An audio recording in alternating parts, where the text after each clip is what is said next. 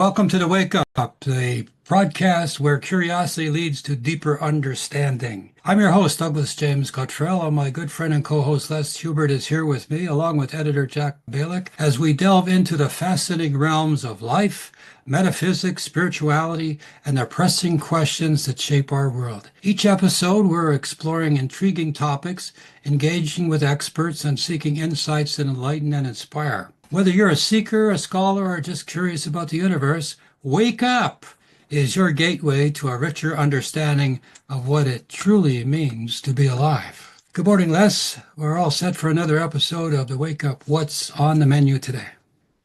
What's on the menu, Doug, is fear. There seems to be a great amount of it out there. I even have clients have told me that some of their kids are trying to take medication because the fear is just getting out of control. They're wondering what's going on. They don't know how to handle it, and they're very concerned. So how do we handle fear? Right? Can we heal it? Can we walk away from it? What do we do? Well, a long time ago, I came to this revelation. Fear does not exist. There is no such thing as fear. So that's a startling statement to make. But fear really doesn't exist. It's contemplation, worry, anticipation of something that hasn't yet happened. So whatever you're afraid of isn't fear. Fear does not exist. So it's the things that make you worried or afraid or out of sorts that test your willingness to proceed in life. So the idea that, first of all, fear doesn't exist. And here's a test. Les, reach out and give me a hand of fear right now. Hmm. Can't Uh, do it. So it's not tangible. Therefore, it's not real. So there are conditions, which fear is, the same as happiness doesn't exist. It's a condition. And so that takes us to, well, okay, if fear doesn't exist, fear might be a condition. What's a condition?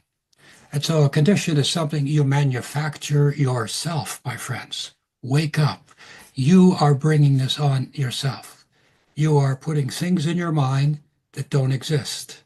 You are anticipating something that has not happened.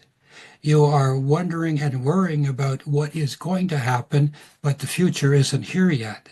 So how do you know that's going to happen? And chances are when the future date comes, it's going to be in a moment and you'll find out what the decision is, the problem, the circumstance, the confrontation, and it's over in a minute. But all those days and hours and minutes that you were going over this problem in your mind, creating a condition that led you to this fear condition that doesn't exist, that is the culprit. And so we say to ourselves, excuse me, what about fear? I don't want to fear something. Well, no, change the condition. What do you mean? Well, if you're afraid of somebody breaking in your house, put locks on your doors, put bars on your windows, and you've changed the condition. No more need to fear. But people do. hmm. So the point being is that it's in your mind, it's in your life, it's your condition, it's in your environment. And what do you need to do? Well, number one, change something. So move out of the neighborhood if it's a spooky neighborhood. If it's a bar or a room or a restaurant where things don't look well, leave. If you have debts to pay and you're worried about the IRS coming after you, go talk to a lawyer and handle it. Nip it in the bud. Get the lawyer, the consultant, or yourself, call up and say, do I owe you any money? They're Hmm. going to say, no. Oh my God, after all that worry and fear, they're going to come and take all your assets away. You don't owe them money. What happened? Well, fear blinded you. Your mind is out of control. Your mind is rapidly galloping away down the road of condition, and it's all a fantasy.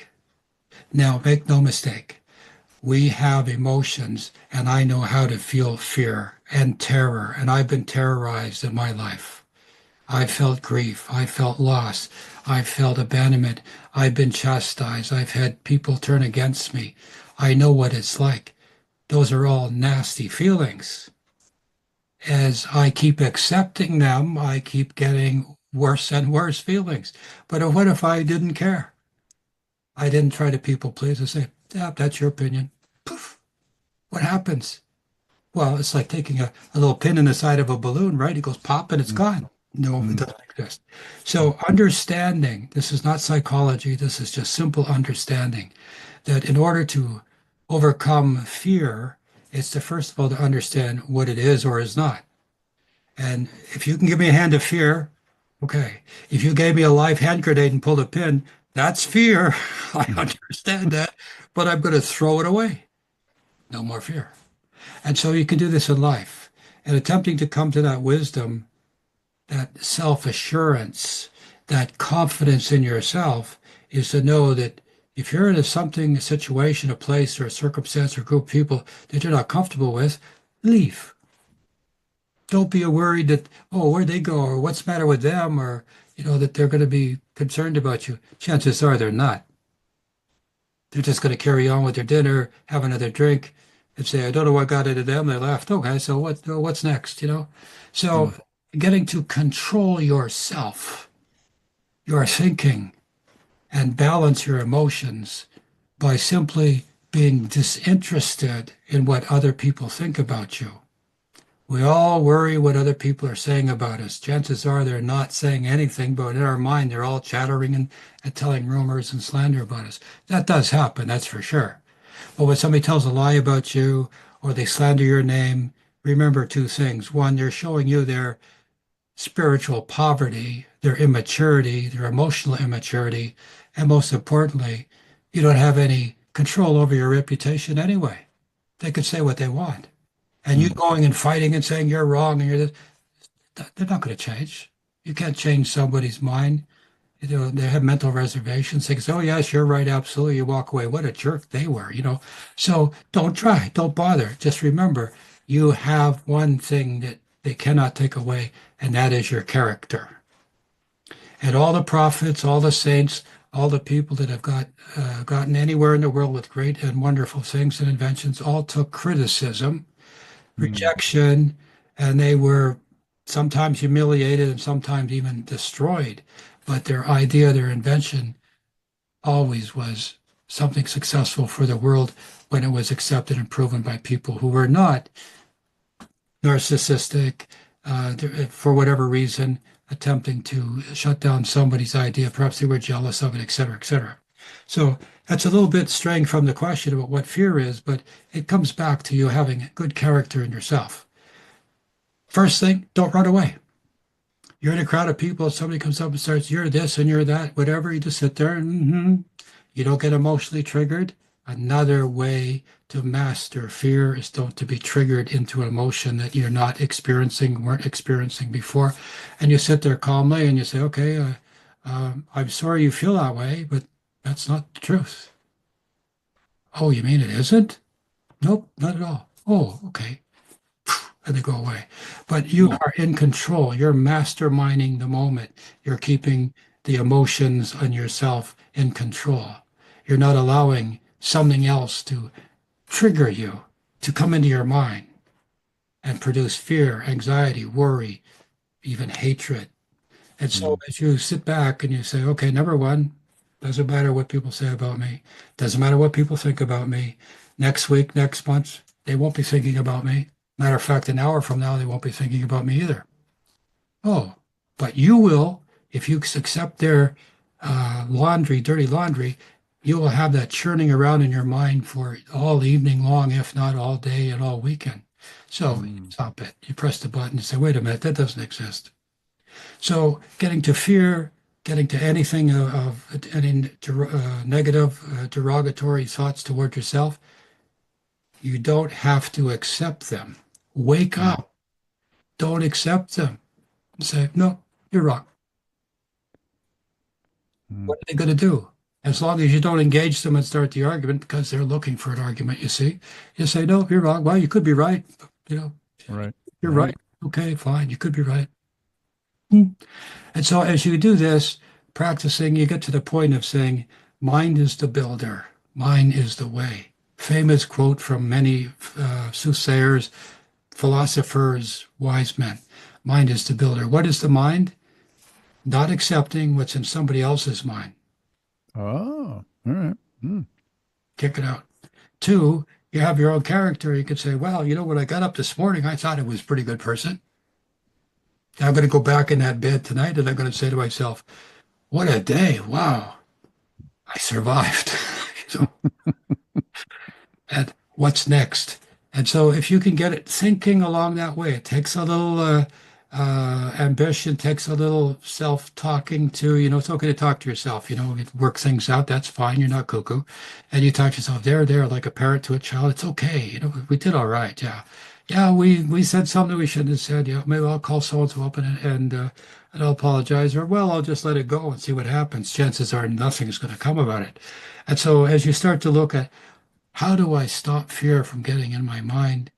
Well, Um, don't accept it. Number two, don't believe what somebody else says just because they say it with authority. You are a bad person. You did this. I saw you do that. Oh my gosh.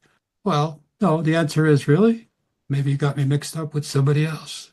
mm, And mm, whatever you say, you could be right, could be wrong, and you walk away. You don't let anybody trigger you out of your peaceful mind or peaceful heart. If you can keep your peace at all times, you are way ahead of everybody else.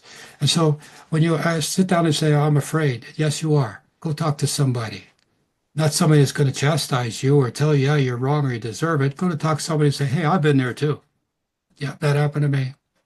I'm still mhm, here.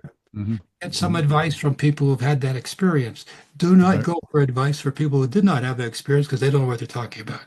right, right. They might give you some good pointers, but they don't know because they haven't had the experience. So you talk to people who've had the experience, you tell them, you lay it out, and you say, this is what should I do? They'll tell you things, and you either can accept it or not. You can do it or not. It's up to you.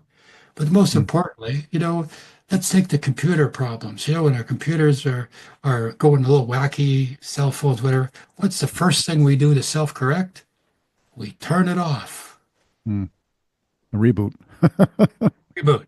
And that's how you have to do, my friends, when you're afraid. Turn it off, reboot. Don't let those emotions go crazy. Go have a nice warm drink of hot chocolate or something else that settles you down. And say, okay, well, hey, we've been here before. Teenage suicides and things with younger people happen because they don't have the experience. They don't have previous disappointments, previous hurts emotionally, been in love, fallen out of love. They don't have that experience, and so the weak ones perish. The Sure. stronger ones endure like us. We've all had those things. So when somebody is on the edge, suicidal or whatnot, you go to them and you say, look, it's up to you. Whatever you want to do, you have free will and free choice. But I implore you, hang in there because next year, next month, next time, you're going to realize, thank God I didn't, because Mm, you're going to know more. And so when you're vulnerable and you're not strong, then the emotions, the conditions overtake you. And to be bullied is one of the worst things that can happen to anybody, young or old. Being bullied is part of life. You need a support group. You need a community. You need an organization that know you. And when you say, boy, did I ever screw up today? I blah, blah, blah. And they say, well, I did that too, like shame on you. You shouldn't have. And you go, yeah, I know. And somebody says, are you ever going to do that again? And you say, absolutely not. Say, good. That was an excellent lesson. That's going to save you in the future. But if you have a support group and you talk things out and you talk to people where these things have happened, and they don't admonish you, they don't belittle you, they don't tell you to self-correct, they don't give you silly advice, then you're talking to somebody who can pat you on the back and say, well, yeah, you got a bruise. You'll get over it. But not in the sense of, yeah, you'll get over it. It's like, you'll get over it, and this is how you're going to get over it. And so when that happens, it's like somebody give you a hand grenade. right. If you're paralyzed with fear, it's going to blow up in your face. But if you look at it and say, I don't want this, and you throw it away, nothing is going to happen. And so part of the secret of handling fear is handling the conditions that bring on the fear. If you get rid of the conditions, bye bye fear doesn't exist. Wake Mm. up, my friends. It doesn't exist. But you're going to come to that on your own point of view, your own reckoning. I know you're saying to me, sure, yeah, you don't know what you're talking about. Maybe. Or maybe you're saying, Douglas, you and Les are absolutely right. Yeah, that happened to me too. Whatever you're saying, it's up to you. Wake up. You have to Mm. solve this situation. You have to handle it. Not me, not Les. The way we handle these things is the way we handle them, different from you. Remember, there's 144 different patterns of people out there in the world. You are one of those patterns. That means there's 143 different ways of handling any situation in life. Mm. The way you Wow. handle it is don't let the conditions build. Don't let the conditions become so immense that you become buried into this quagmire of self-pity, of failure, of giving up. Break Mm. out, wake up, get those elbows going. Get out of town. Hey, you want to see what you're trying to stop me? You want to see what I can do? Watch me. Many times, Les, you've probably heard stories where people have been told that'll never work. You're crazy. And what did the person do? They dug in their heels and they made it happen. And then after it was invented, they come back to the same people who said it'll never work. Say, what do you think of that? And say, that was lucky. Yeah. When I was a little boy, I remember my grandparents were petrified, especially my grandmother. She was petrified of lightning, and we would go up to visit them every weekend. And it was a lightning storm going on, a thunderstorm. And my father walks in with me and by my hand, and he sees my grandmother clutching her rosaries. And he's going, okay. And he grabs me by the hand and he goes, and we stand in the midst of this wonderful thunderstorm. Not dangerously so. We weren't standing under a tree. And I said, and I'm looking, he goes, see this? He said, don't be afraid of this. He said, as long as you know what you're doing, do not be afraid. He couldn't stand that kind of fear. And he was always calm and cool. And I said, Dad, how do you do this? And he said, well, when you were in the Navy and you survived typhoons in mid-ocean, he said, you learn how to control your fear. But I always was inspired by that. He just didn't let fear bother him. He said, you just know how to handle it. You stay cool and calm and connect. And I was like, wow. And instead of clutching, and sitting there and shivering in fear, I was always inspired by that. So thank you, Doug, for some great information. Well, your uncle, or you say your dad or your uncle? I mean, My dad, yeah. yeah, your dad was wise because he had the experiences of going through those typhoons. But I'll bet you when he was like 17 or 18 or 19 years old on a big ship and the waves are over the bow, he was hanging on to that pole wherever he was, terrified. And Yeah. after the storm was over, it was like, hey, it wasn't so bad. And the Mm. next one got easier, the next one. So that brings out a good point where I've seen people who are afraid of spiders. The way they became afraid of spiders was that their mommy or grandmother was afraid of spiders. And so when Uh, the spider it was like, ah. And so the child didn't know what to help. What spider must be scary. Ah. And they grew up with the same phobia or fear. So the reverse is true. But your dad was very wise in saying, when you live through some tough times, this is nothing. And that, my friends, is how you live your life because you will go through many life lessons. Every 10 years, there'll be a major life lesson, and every week there's a lesson. And the more you go through, the more you get to be numb from being taken aside and fearful, distracted, and people being able to push your buttons. That's how propaganda works. They tell you, look out, they're coming for your children. They're going to get you. All this stuff is going to be happening while they're sitting at an anchor desk on the other side of the TV. How do they know that? They mm, do. yeah. So you have to discern what people say to you. That's part of wisdom. And again, as you get older and humans, as you know, with humans, you begin to understand like, oh, okay, yes, chocolate's going to kill me. It's going to give me a heart attack. A couple of years go by. No, chocolate's good to have. It's a nutritious food. Yeah. It's coffee you have to look out for. A couple of years go by. No, coffee's good. It stimulates you, gets your caffeine. Cigarettes are terrible. They're going to kill you. Well, 2 or 3 cigarettes a day is okay for some people. Wine, look out. That's going to kill you. Heart attacks. Well, wait a minute. A glass of wine every day is good for your health. Those are real stories I've heard in my lifetime. Yeah. So wake up, everybody. Listen to Les and I as we continue to explore these amazing questions you have. Please send them in. We'd love to hear them. We'll address them on air. Look at the email address or the website that you'll see in the banner. And remember, we're here for you. We're just getting started, and your participation makes all the difference. Don't forget to like us on YouTube, subscribe to our channel, and do everything you can to let everybody know that we're here. Spread the word. For more information, how to keep up with our latest episode and what's coming up on this exciting Wake Up channel, you can visit our websites, and we look forward to exploring more questions and uncovering more secrets with you. Until next time, keep questioning, keep seeking, and stay awake. I'm your host, Les Cottrell. Until next time, God bless you, my friends.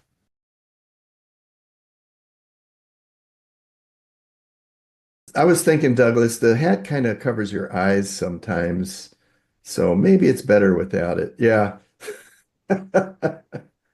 Okay, I'm going to tell you the secrets of the universe. Ready? Just a minute. Me and the boys, we want to talk to you in the back room.